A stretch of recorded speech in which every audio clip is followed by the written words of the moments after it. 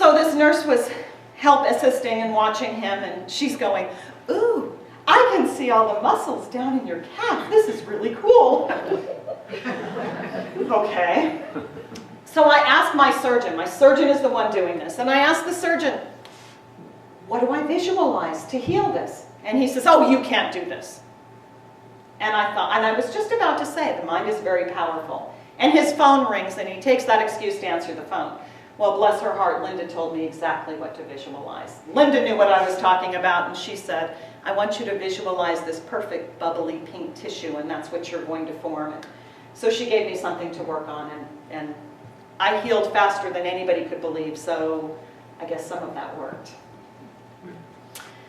Then there was, I'm going to call her Anna.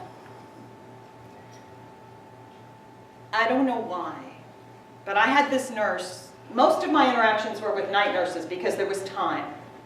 I would be awake at 5 in the morning when they were coming in and doing things, and most of my conversations went on at night. But this particular day nurse spent like half her time with me, and she was amazing.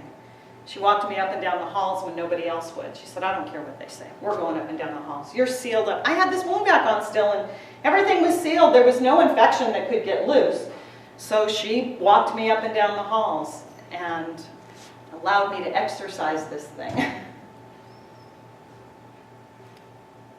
There was just some connection, some oneness. Our topic, Betty wrote soul, but she wrote it as an acronym of spirit, oneness, and universal love. And these are my stories of oneness. We just had a connection, just like I had with my very first nurse. So the first 3 days I was in the hospital, I had an incredible connection with some of these people. You know how it is, you meet someone and you click, you match. But what I found was how many more people I matched with than those that I didn't. It proved to me this level of oneness that I've come to experience. But the last one's the best one, and I'm going to share this one. The last one I'm going to call Ellie. And Ellie came into my room at 5 a.m. as a night nurse, and I think I'd had her the night before. And we kind of chatted a little bit, and she made mention that she had traveled all over the world as a nurse, she and her husband. And I said, "Really? Where all of you lived?" And she told me some of the places in the world she'd lived. And then she said, "But I really wanted to be a dentist." She said, "But in my country, girls can only be nurses."